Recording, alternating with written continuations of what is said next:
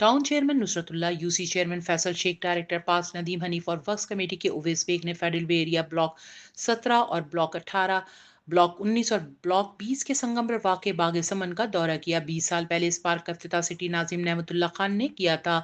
इसके बाद इस जगह कमर्शियल सरगर्मियां शुरू हो गईं और पार्क खत्म हो गया। टाउन चेयरमैन ने इस बड़ी और कीमती अराजी पर दोबारा पार्क बनाने का ऐलान किया।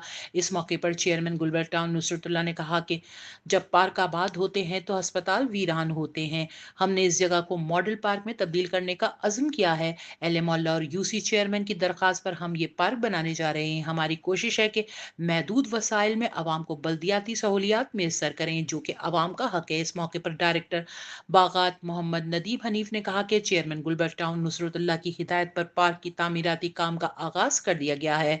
यहाँ जॉगिंग ट्रैक, कनोपी और बच्चों के लिए फिजिकल अप्लायंस और झूले नस्ब किए जाएंगे। वाज़ेह रहे कि कहर मुख्तलिफ इलाकों में प्योर ब्लॉक का काम भी जारी है और हमेशा की तरह फूलों की नुमाइश की तैयारी भी जारी है जो कि अनकरीब गुलबर्ग टाउन में की जाएगी।